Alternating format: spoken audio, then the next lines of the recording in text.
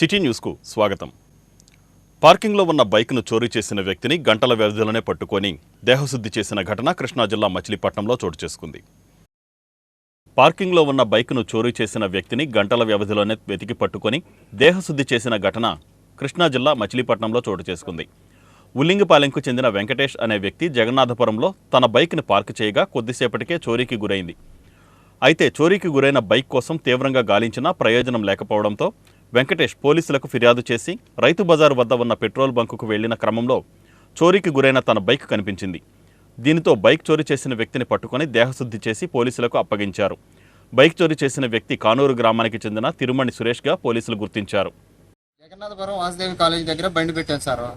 అక్కడ పెట్టి మేము టీఎన్ఆర్ సీఫుడ్లో వర్క్ చేస్తామండి. అయితే బండి అక్కడ పెట్టి పార్క్ చేసి మేము షాప్లోకి వెళ్ళాం. షాప్లోకి వెళ్ళిన 5-10 నిమిషాలకి బండి ఎత్తుకుపోయాడండి. ఎత్తుకెళ్ళిపోతే మేము చుట్టుపక్కల అన్నీ నెతికామండి, ఎక్కడా దొరకలేదు. కంప్లైంట్ ఇద్దామని పోలీస్ స్టేషన్కి వచ్చాము. తర్వాత పెట్రోల్ కొట్టించుకుందామని వేరే బండి వేసుకుని పెట్రోల్ బంక్ రైతు మార్కెట్కి వెళ్తే అక్కడ కనపడిందండి. కనపడితే పట్టుకుని పోలీస్ స్టేషన్ తీసుకొచ్చాము. అక్కడి నుంచి వేసుకొచ్చాడా? అక్కడి నుంచి వేసుకొచ్చాడు. అక్కడి నుంచి వేసుకొచ్చాడు. మొత్తం అన్నీ నెతికాము. ఇక దొరకదా కంప్లైంట్ ఇచ్చాము. ఇక ఆశ వదిలేసుకుని సరే పెట్రోల్ బంక్లోకి వెళ్ళి ఆయిల్ కొట్టించుకుని వచ్చేద్దామని పెట్రోల్ బంక్కి వెళ్ళామండి. రైతు బజార్ ఆయిల్ కొట్టించుకుని వస్తామంటే ఈలోపు బండి దొరికితే తీసుకొచ్చి పోలీస్ స్టేషన్. బుట్టాయిపేట సెంటర్ సమీపంలో జరిగిన రోడ్డు ప్రమాదంలో ఓ మహిళ దుర్మరణం చెందింది. బుట్టాయిపేట సెంటర్ సమీపంలో జరిగిన రోడ్డు ప్రమాదంలో ఓ మహిళ దుర్మరణం చెందింది. లారీని ఓవర్టేక్ చేస్తుండగా బైక్పై నుండి పడిపోయిన ఆ మహిళ అక్కడికక్కడే మృతి చెందింది. మృతురాలు రేపల్లెకు చెందిన మోపిదేవి రాజేశ్వరిగా గుర్తించారు. రాజేశ్వరి తన భర్త కుమారుడితో కలిసి బందరు మండలం తాళ్లపాలెం గ్రామంలో జరిగిన ఓ శుభకార్యానికి వచ్చారు. తిరుగు ప్రయాణంలో ఉదయం ముగ్గురు తమ బైక్పై రేపల్లె వెళుతుండగా బుట్టాయిపేట సెంటర్లో రోడ్డు ప్రమాదానికి గురయ్యారు. ఎదురుగా వెళుతున్న లారీని ఓవర్టేక్ చేయబోయి వీరు ముగ్గురు కింద పడిపోయారు. శ్రీనివాసరావు భార్య రాజేశ్వరిపై నుండి లారీ వెళ్లడంతో ఆమె అక్కడికక్కడే మృతి చెందింది. పోలీసులు ఘటనాస్థలికి చేరుకుని మృతదేహాన్ని పోస్టుమార్టం నిమిత్తం సర్వజన ప్రభుత్వాసుపత్రికి తరలించారు. పోలీసులు కేసు నమోదు చేసి దర్యాప్తు చేస్తున్నారు. ముఖ్యమంత్రిగా తెలుగుదేశం పార్టీ అధినేత చంద్రబాబు నాయుడు ప్రమాణ స్వీకార ఏర్పాట్లు విజయవాడలో తుది దశకు చేరుకున్నాయి. ముఖ్యమంత్రిగా తెలుగుదేశం పార్టీ అధినేత చంద్రబాబు నాయుడు ప్రమాణ స్వీకార ఏర్పాట్లు విజయవాడలో తుది దశకు చేరుకున్నాయి. గన్నవరం సమీపంలో కేసరపల్లి ఐటీ పార్క్ వద్ద ఈ కార్యక్రమం ఏర్పాటు కానుంది. ఈ నెల 12వ తేదీన చంద్రబాబు ప్రమాణ స్వీకారం చేయనున్నారు. ఈ నేపథ్యంలో చంద్రబాబు ప్రమాణ స్వీకార వేదిక వేగంగా ముస్తాబవుతోంది. అధికారులు, టీడీపీ నాయకులు సభావేదిక పనులు దగ్గరుండి పర్యవేక్షిస్తున్నారు. సభావేదిక ఏర్పాట్లు 5 ఐఏఎస్ అధికారుల పర్యవేక్షణలో ముమ్మరంగా సాగుతున్నాయి. 5 చోట్ల పార్కింగ్ ఏర్పాట్లు చేశారు. దాదాపు 1,00,000 మంది ప్రజలు ఈ కార్యక్రమానికి హాజరవుతారని అంచనా వేస్తున్నారు. ఈ సందర్భంగా పోలీసులు ప్రత్యేక దళాలతో భారీ బందోబస్తు ఏర్పాట్లు చేస్తున్నారు. దాదాపు 1,00,000 మంది ప్రజలు ఈ కార్యక్రమానికి హాజరవుతారని అంచనా వేస్తున్నారు. రాష్ట్ర ముఖ్యమంత్రిగా నారా చంద్రబాబు నాయుడు ప్రమాణ స్వీకార మహోత్సవానికి ఏర్పాట్లు పూర్తవుతున్నాయని ప్రత్యేక అధికారి జి వీరపాండ్యన్ తెలిపారు. ఈ నెల 12వ తేదీన గన్నవరం మండలం కేసరపల్లి గ్రామంలోని ఐటీ పార్క్ సమీపంలో రాష్ట్ర ముఖ్యమంత్రిగా నారా చంద్రబాబు నాయుడు ప్రమాణ స్వీకారం చేయనున్నారని, ఈ కార్యక్రమాన్ని విజయవంతం చేసేందుకు అధికారులు పటిష్ట సమన్వయంతో వ్యవహరించాలని కార్యక్రమ ప్రత్యేక అధికారి జి వీరపాండ్యన్ సూచించారు. కార్యక్రమ ప్రాంగణంలో ఏర్పాటు చేసిన సమీక్షా సమావేశంలో కార్యక్రమ ప్రత్యేక అధికారి జి వీరపాండ్యన్ కార్యక్రమ సమన్వయ ఉన్నతాధికారులతో కలిసి గ్యాలరీల ఇన్ఛార్జీలతో చర్చించారు. విధుల నిర్వహణకు సంబంధించి స్పష్టమైన మార్గనిర్దేశనం చేశారు. 3 కేటగిరీల్లో మొత్తం 36 గ్యాలరీలు ఉంటాయని, ప్రజాప్రతినిధులు, వారి కుటుంబ సభ్యులు, న్యాయమూర్తులు, అఖిల భారత సర్వీసుల అధికారులు, ప్రత్యేక అతిథులు, వివిఐపీలు, విఐపీలు, మీడియా ప్రతినిధులు తదితరులకు సంబంధించిన గ్యాలరీల విధుల నిర్వహణలో అప్రమత్తంగా ఉండాలని, ప్రణాళిక ప్రకారం అతిథులకు సేవలు అందించాలని సూచించారు. ఎక్కడ ఎలాంటి పొరపాట్లకు తావు లేకుండా విధులు నిర్వహించాలని సూచించారు. ప్రధానమంత్రి కూడా కార్యక్రమానికి హాజరవుతున్న నేపథ్యంలో ఎస్పీజీ భద్రత ఉంటుందని, అందువల్ల భద్రతా మార్గదర్శకాలకు అనుగుణంగా వ్యవహరించాలని సూచించారు. సమావేశంలో వివిధ జిల్లాల జాయింట్ కలెక్టర్లు, మున్సిపల్ కమిషనర్లు, సబ్ కలెక్టర్లు, ఆర్డీఓలు తదితరులు పాల్గొన్నారు. ప్రమాణ స్వీకారం చేయబోతా ఉంది.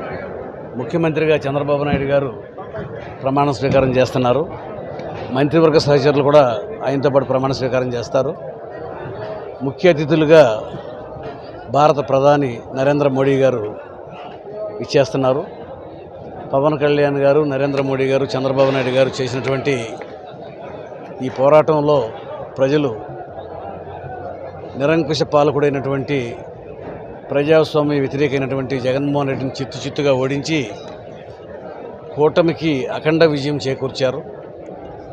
164 స్థానాలతో కూటమి విజయం సాధించింది. రాజకీయ చరిత్రలోనే కని ఎరిగినటువంటి విజయం అది.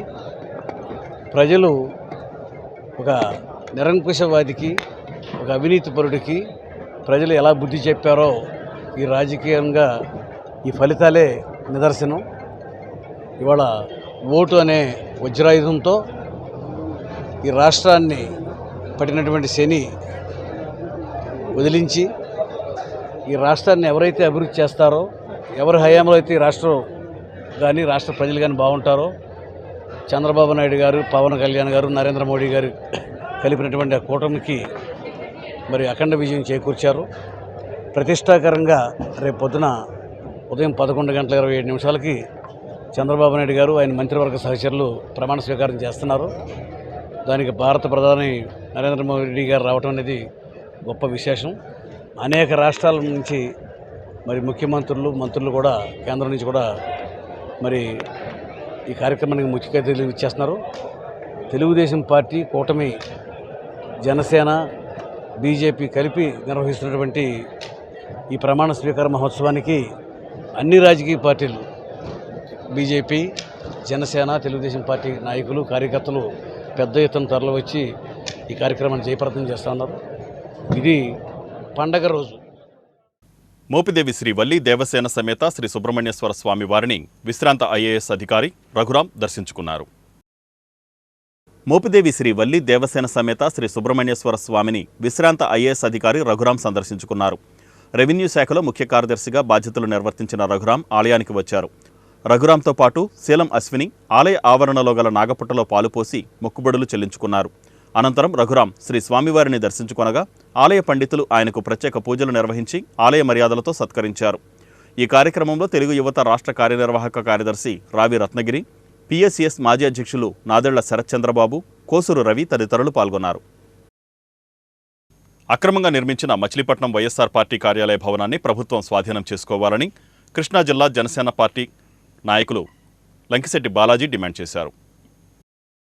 కోట్ల రూపాయలు ఖరీదు చేసే ప్రభుత్వ స్థలంలో అక్రమంగా నిర్మించిన మచిలీపట్నం వైఎస్ఆర్ పార్టీ కార్యాలయ భవనాన్ని తక్షణమే స్వాధీనం చేసుకుని భోగరాజు పట్టాభి సీతారామయ్య భవనంగా మార్పు చేయాలని కృష్ణా జిల్లా జనసేన పార్టీ ప్రధాన కార్యదర్శి లంకిశెట్టి బాలాజీ డిమాండ్ చేశారు.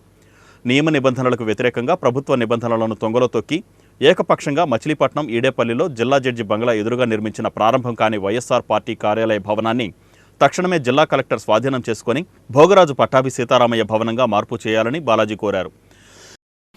రాజకీయాలకు అతీతంగా మచిలీపట్నంలో భోగరాజు పట్టాభి సీతారామయ్య గారి యొక్క స్మారక భవనాన్ని నిర్మాణం చేయాలని ఆంధ్ర బ్యాంక్ వాళ్ళు 40 కోట్ల రూపాయలు నిధులతో ముందుకొస్తే, మరి ఇప్పుడు ఎంపీ గారు, గతంలో ఎంపీగా చేసినటువంటి బాలశౌరి గారు అప్పుడు ముఖ్యమంత్రి జగన్మోహన్ రెడ్డి దగ్గరికి వెళ్ళి స్వయంగా సంతకం కూడా తీసుకొచ్చారు. సైట్ అలాట్ చేయండి, ఇక్కడ భవన నిర్మాణం చేయమని. ఇక్కడ దీనికి ప్రభుత్వం నుంచి వచ్చిన, ముఖ్యమంత్రి వచ్చిన స్థానిక శాసనసభ్యుడి యొక్క రాజకీయం వల్ల భవన నిర్మాణం జరగలేదు. ఈ రోజున జిల్లా జడ్జి గారి గేట్ ఎదురకుండా 2 ఎకరాల స్థలంలో ఇవాళ దాని కాస్ట్ సుమారు 6 కోట్ల రూపాయలు సైట్ కాస్ట్ ఉంది ఇవాళ బహిరంగ మార్కెట్లో. అటువంటి చోట ఎటువంటి అనుమతులు లేకుండా అనధికారికంగా వైఎస్ఆర్ భవనం అని చెప్పేసి పార్టీ కార్యాలయాన్ని పెద్ద ఎత్తున నిర్మాణం చేయడం జరిగింది. దీన్ని మచిలీపట్నం ప్రజలు అందరూ కూడా దీన్ని తీవ్రంగా ఖండిస్తున్నారు. దీని మీద జిల్లా కలెక్టర్ గారు స్పందించి అనధికారికంగా నిర్మించిన ఆ బిల్డింగ్ని ప్రభుత్వం స్వాధీనం చేసుకుని, ఎందుకంటే ప్రభుత్వ స్థలంలో నిర్మించారు, ఇది ప్రజల ఆస్తి, ప్రభుత్వ ఆస్తి, ఏకపక్షంగా రాజకీయంగా కనీసం శంకుస్థాపన లేకుండా అక్కడ బిల్డింగ్ని నిర్మాణం చేశారు. ఒక కాంట్రాక్టర్ కొబ్బరికాయ కొట్టి బిల్డింగ్ కట్టేశాడు. ఎంపీ లేడు, ఎమ్మెల్యే లేడు, కనీసం ఆ వార్డు కార్పొరేట్ కూడా లేకుండా బిల్డింగ్ చేశారు. ఆ బిల్డింగ్ తక్షణమే స్వాధీనం చేసుకుని దానికి భోగరాజు పట్టాభి సీతారామయ్య గారి స్మారక భవనంగా పేరు మార్చి ప్రభుత్వ ఆస్తిగా దాన్ని డిక్లేర్ చేయాలని మేము కోరుతున్నాం. దీనికి స్థానిక పార్లమెంట్ సభ్యులు, శాసనసభ్యులు రవీంద్ర గారు కూడా దీనికి సహకరించాలి. ఈ ప్రజల ఆస్తిగా దాన్ని ట్రీట్ చేయాలని కోరుతున్నాం. భోగరాజు పట్టాభి సీతారామయ్య గారు అంటే ఆ మహానుభావుడు. ఆయన పిఠాపురం సంస్థానంలో ఆయనకి సభ్యత్వం ఇస్తాను వద్దని ఇక్కడికి వచ్చి ఇక్కడ బందర్లో ఉండి నేషనల్ కాంగ్రెస్ అధ్యక్షుడిగా చేసి ఆంధ్ర బ్యాంక్ స్థాపించి దేశవ్యాప్తంగా లక్షలాది మందికి ఉపాధి కల్పించిన మహనీయుడు భోగరాజు పట్టాభి సీతారామయ్య గారు. ఆ మహనీయుడి పేరు మీద బిల్డింగ్ నిర్మాణం చేసే బాధ్యత మచిలీపట్నం ప్రజలందరి మీద కూడా ఉంది కాబట్టి తక్షణమే ఆ బిల్డింగ్ స్వాధీనం చేసుకోవాలి. ఎందుకంటే ఆ బిల్డింగ్ ఇంకా ప్రారంభోత్సవం కాలేదు, అనఫిషియల్గా ఉంది కాబట్టి కలెక్టర్ గారు చర్య తీసుకోవాలి. దీనికి ఎంపీ గారు, ఎమ్మెల్యే గారు సహకరించి ప్రజల యొక్క కోరికని దాన్ని చేయాలని కూడా మేము కోరుతున్నాం. ఈ వార్తలు ఇంతటితో సమాప్తం. నమస్కారం.